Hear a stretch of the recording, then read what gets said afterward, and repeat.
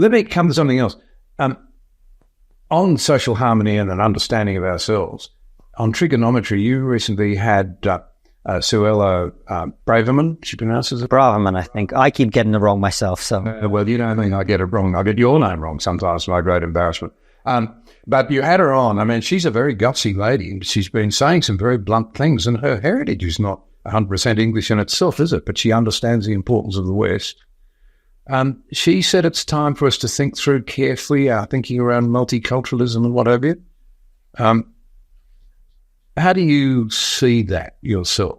I'm worried, to be frank, that often multiculturalism has meant that we apologise for our own at times when we should be saying, no, actually our culture's got this bit right.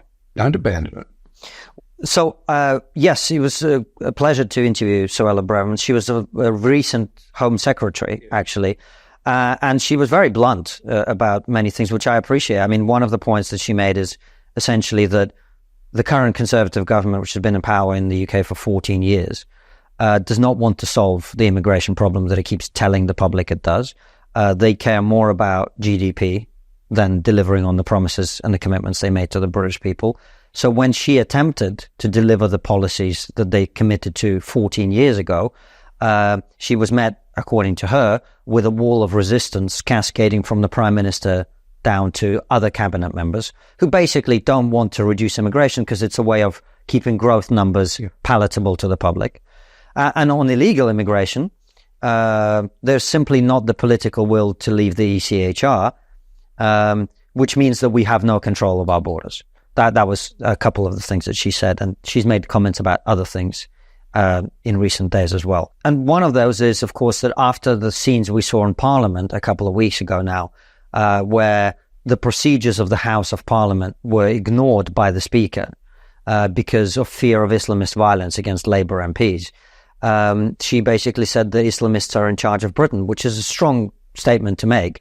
And I think it's perhaps a little bit lacking in nuance. I don't think Islamists are in charge of fixing the potholes outside my house or setting tax rates. But I think what she meant, and I think she's correct, is that fear of violence from certain people, Islamists, is now in a position to determine how we do our democracy, which is an incredibly dangerous place to be. Now, as to multiculturalism, and I think this is really important that we get the definitions of these words right, particularly here in Australia, because I get a slight sense that you use that word in a different way to us. Here is what I think we ought to mean when we use these terms. We are living in multi-ethnic societies. Yes. That means that we have people from different backgrounds, different ethnicities who may have been born or whose parents may have been born in other places, who look different. And those societies, I actually think, have the potential to be stronger than monoethnic societies in some ways. Even in biology, there's this concept of hybrid vigor. When you have racial mixing, it produces offspring that has the benefits of both sides. So the idea that we need an ethno-state that is entirely monolithic, I think, is excessive. Our societies that have a mixture of people can be very successful and very cohesive if we take the best from the different cultures and the different backgrounds of people. We have the talented people who've come from all over the world to our societies to contribute. But the only way that works is that we have monoculturalism, not multiculturalism, where everyone is encouraged to stick to their own and think the way that their parents thought in the country from which they came. It works if there's an overarching identity and we say, I may have been born in Russia, you may have been born in Australia. Suella Braverman was born in London, but her parents were born in different parts of the world. And we all come to Britain and we become British. It does not mean that we must force people to reject their heritage at the door. But what it does mean is, as my parents said to me, I remember when I came to school in the UK, my parents discovered that there was a clique of Russian speakers that I started hanging out with. And they said to me, well, in that case, we're going to have to move schools. And I, what do you mean? I've just found these friends. And they were like, look, you didn't come here to be a Russian in Britain. You came here to become part of this society.